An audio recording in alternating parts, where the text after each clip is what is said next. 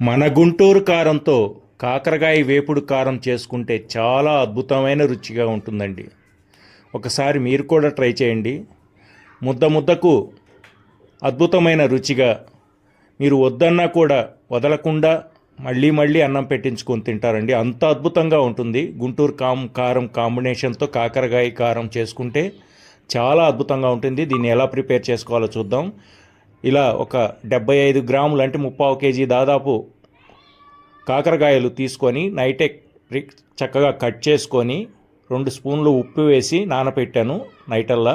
వాటిని ఉదయాన్నే ఇలా చక్కగా దాంట్లో ఉన్న నీరంతా పిండేసేయాలండి బలవంతంగా. ఎంత నీరైతే మీరు పిండగలుగుతారో అంత బలంగా దాంట్లో ఉన్న నీరు మొత్తం కూడా పిండి వేసి, చూడండి ఎంత నీరు వచ్చిందో, వాటిని అన్నింటినీ కూడా చక్కగా పిండి వేసి పక్కన పెట్టుకోవాలి. ఆ తర్వాత మనం కళాయి పెట్టుకొని 200 గ్రామ్స్ శనగ నూనె తీసుకున్నానండి. దాంట్లో ఈ ముక్కలన్నీ కూడా వేసి పిండినవి చక్కగా మనం రోస్టెడ్ అయ్యేలాగా మనం రోస్ట్ చేసుకోవాలి.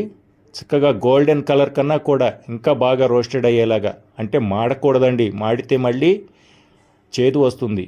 చక్కగా రోస్టెడ్ మాత్రమే ముక్క అవ్వాలి. పట్టుకుంటే పెళపెళ ఇరిగిపోయేలాగా గోల్డెన్ కలర్ వచ్చేటట్లు చక్కగా ముక్కలన్నీ కూడా కదిలించుకుంటూ ఆయిల్లో వేపుకోవాలి. దీంట్లో వేసే ఇంగ్రీడియంట్స్, దీంట్లో కారం ఎలా తయారు చేసుకోవాలో అది లాస్ట్లో చెప్తాను. దాని గురించి మీరు కంగారు పడకండి, వీడియో మొత్తం స్కిప్ చేయకుండా చూడండి. ఇలా చక్కగా మనం కదిలించుకుంటూ రోస్టెడ్ చేసుకోవాలి ముక్కలన్నీ కూడా వీటిని చక్కగా కదిలించుకుంటూ మనం రోస్టెడ్ చేసుకుంటే చాలా రుచిగల కారం మనం తయారు చేసుకోవచ్చు. ఇది ఎన్నో రోజులు నిలవ కూడా ఉంటుంది. చాలా అద్భుతంగా ఉంటుంది. నెయ్యి కూడా అవసరం లేదండి దీంట్లోకి, ఎందుకంటే మనం శనగ నూనె వాడుకుంటున్నాం కాబట్టి. అదే నెయ్యి అంత టేస్ట్గా అద్భుతంగా మనకు చాలా రుచిగా ఉంటుంది. ఈ ముక్కలన్నీ కూడా చక్కగా కొంచెం మంట హై ఫ్లేమ్లోనే పెట్టుకొని కదిలించుకుంటూ మనం రోస్ట్ చేసుకోవాలి. చూడండి ఎంత చక్కగా వేగుతున్నాయో. వీటిని కదిలించుకుంటూ మనం వేపుకుంటూ రోస్ట్ చేసుకోవాలి. గోల్డెన్ కలర్ వచ్చేదాకా మనం కదిలించుకుంటూ రోస్టెడ్ చేసుకోవాలి. వీటిని మీరు ఎంత బాగా వేపగలుగుతారో మాడకుండా, అంత రుచిగా మీకు కారం తయారవుతుంది.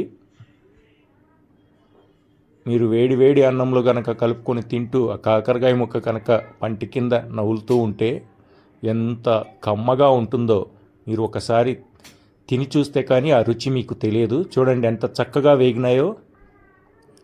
ఇలా ముక్క పట్టుకుంటేనే విరిగిపోయేలాగా చక్కగా గోల్డెన్ కలర్లో చక్కగా మనం వేపుకోవాలి. చూడండి ఎంత బాగా రోస్ట్ అయినాయో. ఇలా వేపుకున్న ముక్కల్ని పక్కన పెట్టుకొని ఆ ఆయిల్లోనే మనం తాలింపు వేసుకుందాం. తాలింపు కోసం 2 టేబుల్ స్పూన్ల మినప్పప్పు, అలాగే 2 టేబుల్ స్పూన్ల శనగపప్పు, 1 టేబుల్ స్పూన్ ఆవాలు, అలాగే 1 స్పూన్ జీలకర్ర, అలాగే ఒక 5-6 వెండి మిరపకాయలు వేసుకున్నాను. వాటిలో ఒక 100 గ్రామ్స్ శనగ విత్తనాలు కూడా వేసి చక్కగా మనం గోల్డెన్ కలర్ వచ్చేదాకా ఇవి కూడా తాలింపు మొత్తం వేపుకోవాలి. శనగపప్పు, మినపప్పు 2 టేబుల్ స్పూన్లు వాడానండి. ఆవాలు 1 టేబుల్ స్పూన్, జీలకర్ర 1 స్పూన్, అలాగే ఒక కట్ చేసి పెట్టుకున్న ఉల్లిపాయ, అలాగే కొంచెం కరివేపాకు తీసుకున్నాను.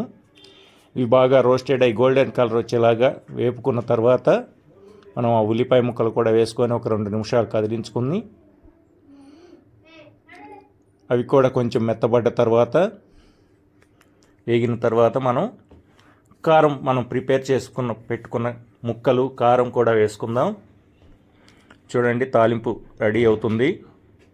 ఈ ఆయిల్ వల్ల మీకు నెయ్యి కూడా అవసరం లేదండి, కమ్మటి రుచి వస్తుంది కారం. ఎందుకు ఇంత ఆయిల్ వాడుతున్నారని మీరు అనుకోవచ్చు.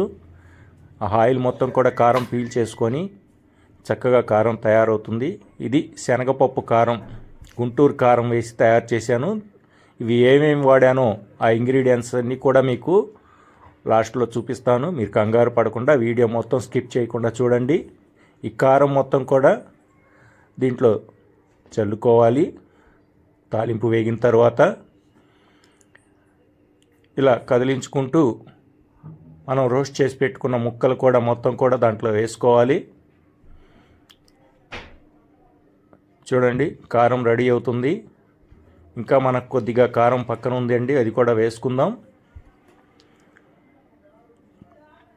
మొత్తం కూడా కారం వేసుకొని ఒక 2-3 నిమిషాలు అలా కదిలించుకున్నట్లయితే ఆయిల్లో మొత్తం కూడా కారం రెడీ అయిపోయింది. దీన్ని వేడి వేడి అన్నంలో మీరు తిన్నారంటే అద్భుతంగా ఉంటుంది. ఒక్కసారి ట్రై చేయండి. కాకరకాయ వేపుడు కారం గుంటూరు కారంతో కాంబినేషన్ అదిరిపోతుంది.